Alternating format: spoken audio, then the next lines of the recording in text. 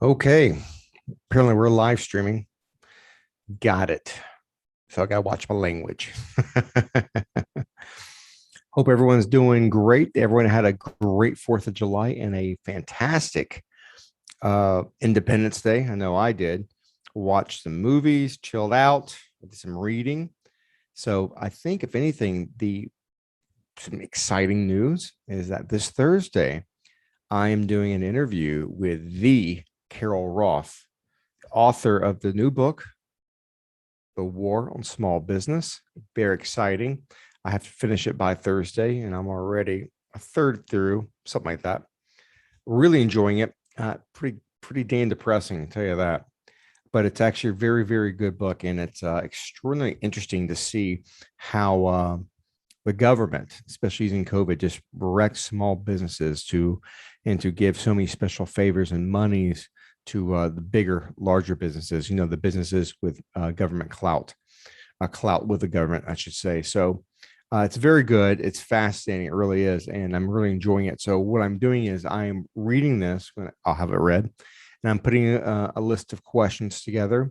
And I'm interested, just for the audience here, I'm interested in the story. I'm also interested in how she wrote it, because her last book, I think it was 2010. I think it's The Entrepreneur Equation.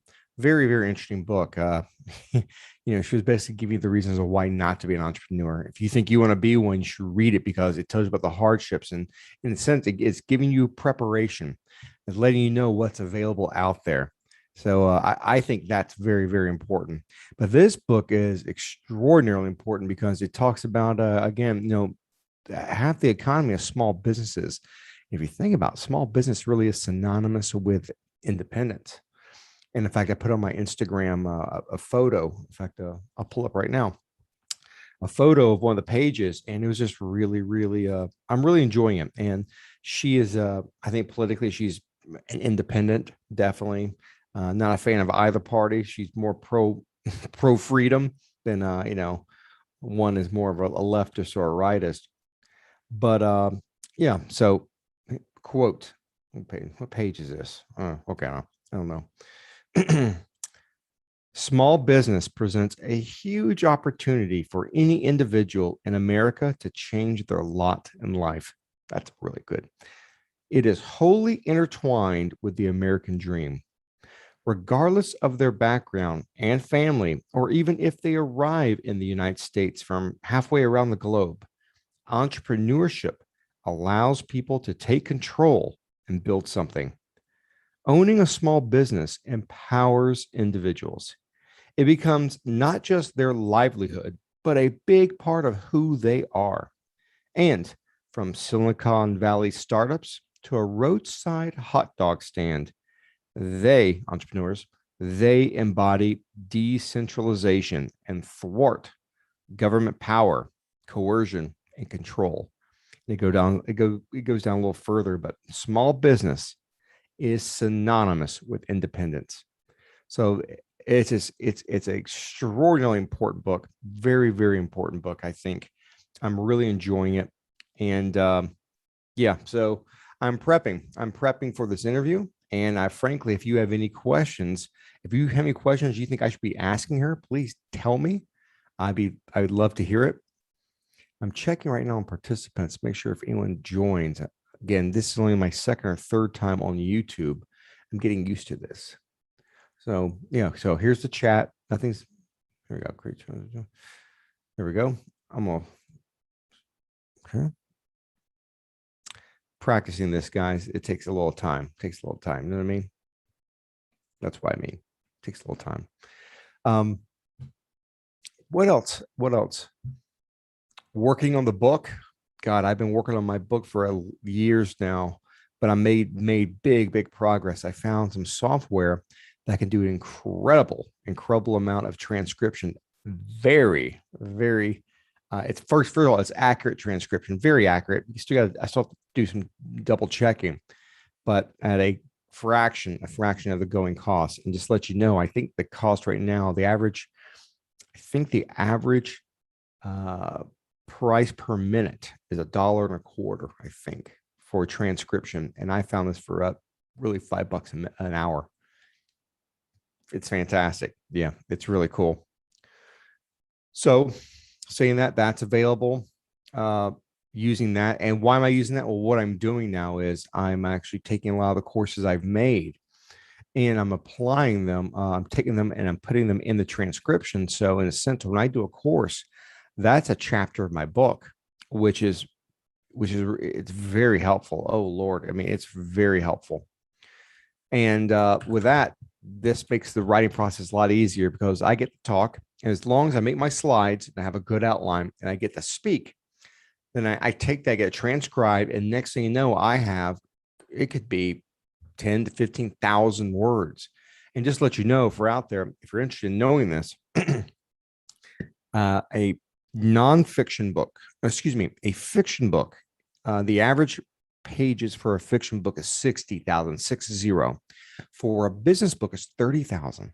30,000. That's it. So if you imagine if you can speak for 2 to 3 hours, you could have over 30,000 words if you're really focused on it. And as of right now, I think I have around 60,000, maybe a little more. But the challenge is getting it all together, cleaning it up. But that's a good challenge because it means you have it in front of your face.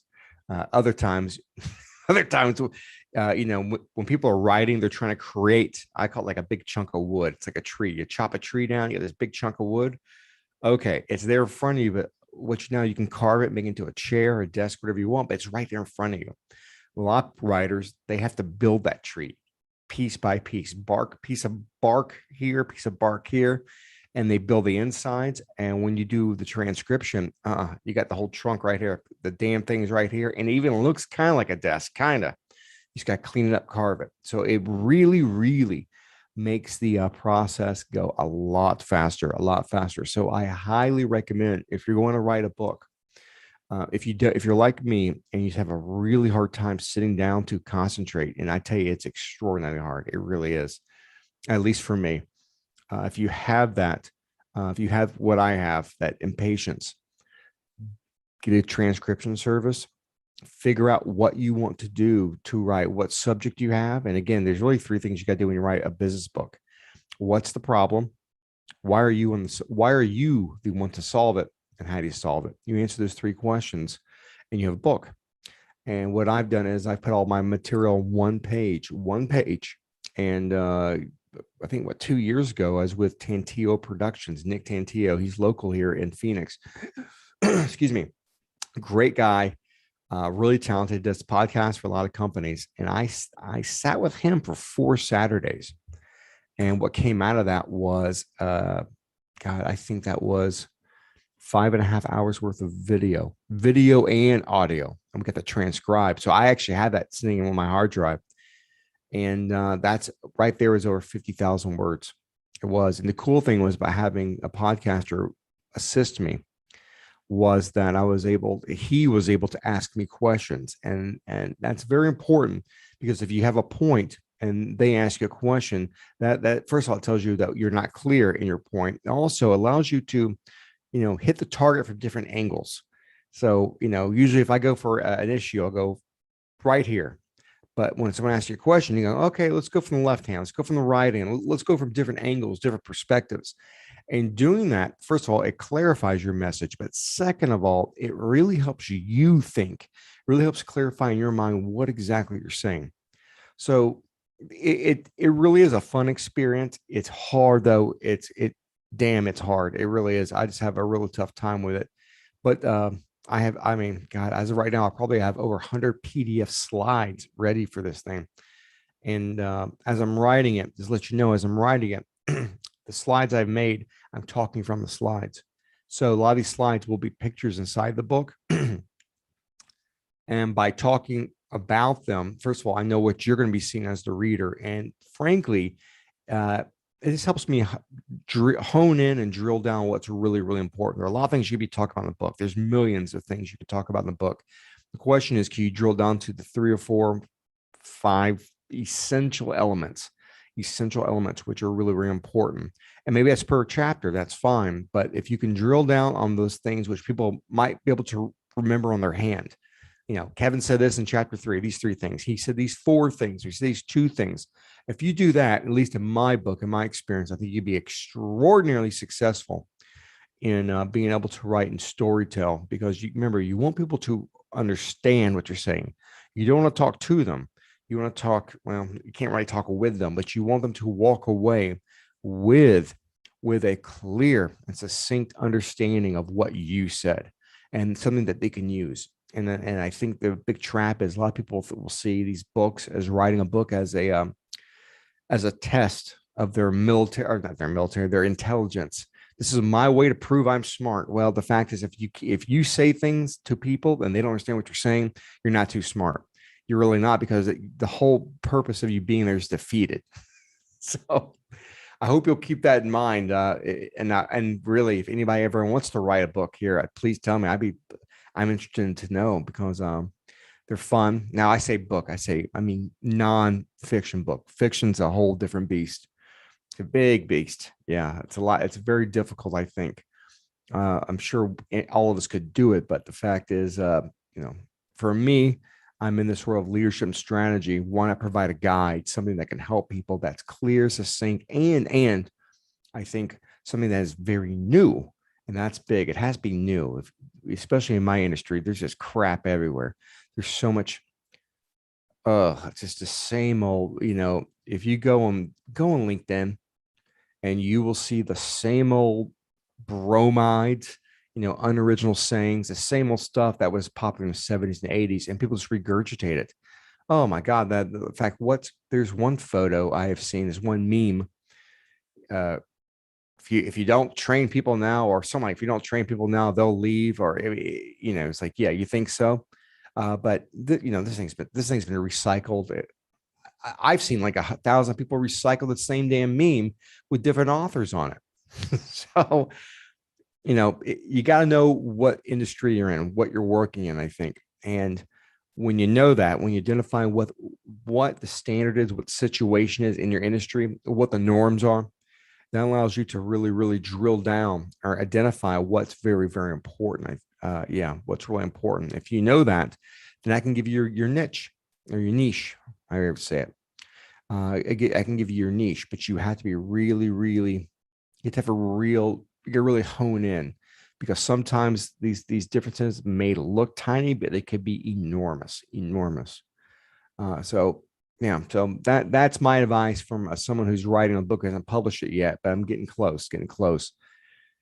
And just let I go to the office very early in the mornings. I try to do an hour and a half of writing, and frankly, uh, I've heard this, and I'll tell you, it's not really a secret, but it's something that I have found very helpful. If you ever sit down, some days you'll find that some days writing is just easy, it just comes out. Other days it's just very difficult. It's like, man, how do I get this stuff out?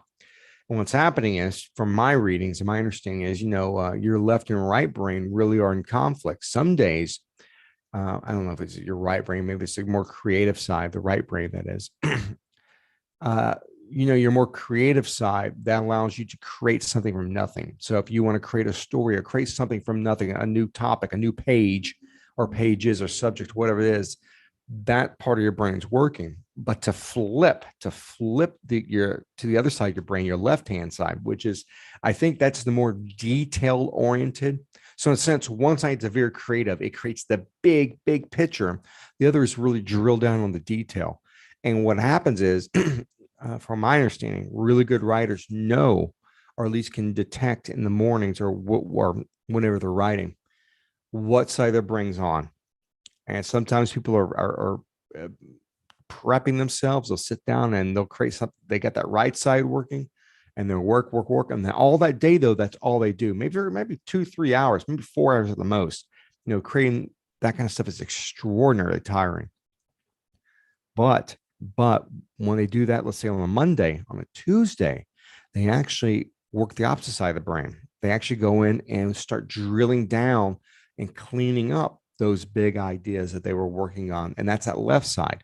So I think that if there's a lesson here, I think sometimes when you write, at least in my experience, I have tried unsuccessfully. I have tried to alternate during the same day. I'll write something new, 30 minutes and another 20, 30 minutes, I start cleaning it up. No, no, no. If you're on that highway, stay on the highway. Do not jump off into something different because it's gonna drain you and your mind's not really prepared for it. What you can't, but instead though, identify if you work one day and you try to create something new, you can't, then drill down, clean it up, do your editing, but only do that. Stick with where your brain is at, where it's functioning.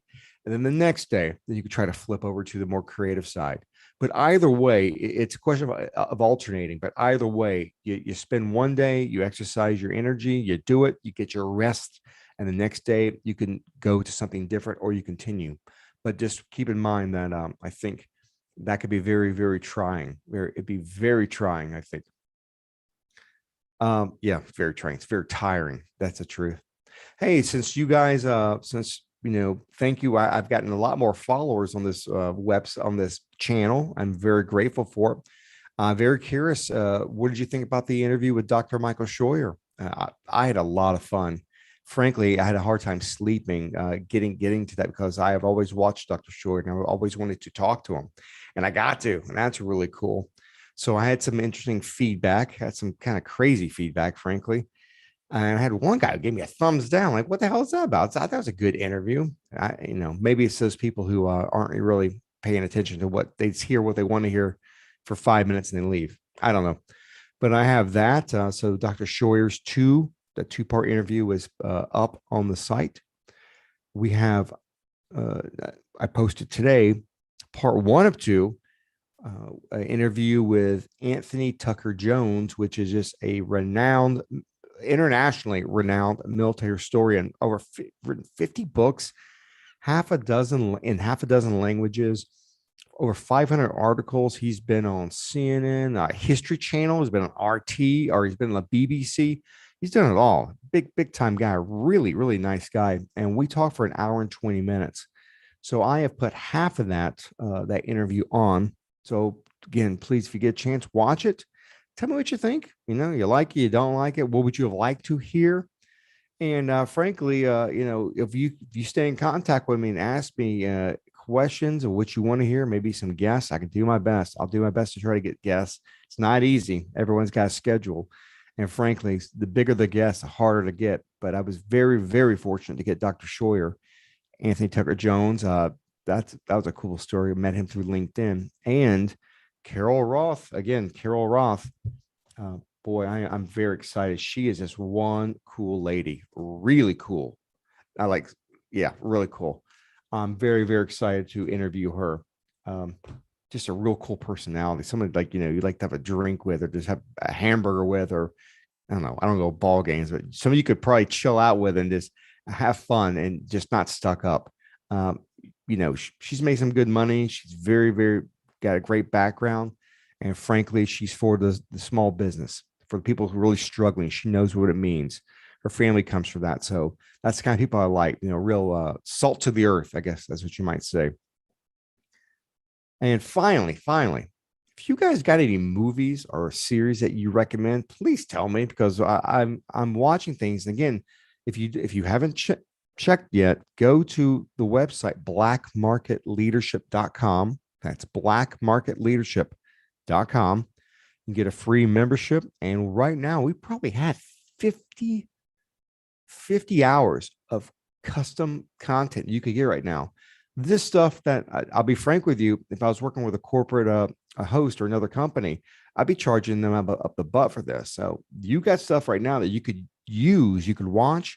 We have quizzes, have downloadable documents, and I keep adding and adding on to it. So and again, some of these courses are chapters of my book about leadership, about leading and managing chaos, which is the big thing. A lot of people think chaos is an anomaly. Chaos comes because things went wrong. Well, the fact is, chaos is normal.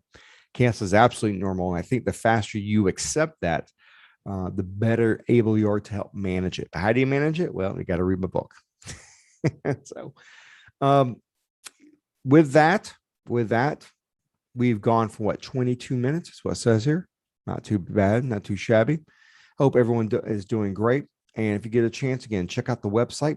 Sign up for free. Again, you cannot, guys and gals, you can't I'm telling you, we're gonna start charging for this. So you might as well get your courses now, get your information now. I think it could be very helpful. I know it could be very helpful. In fact, one coachee client literally saved her 20 to 30 million dollar company, literally by herself. That's a whole story in itself.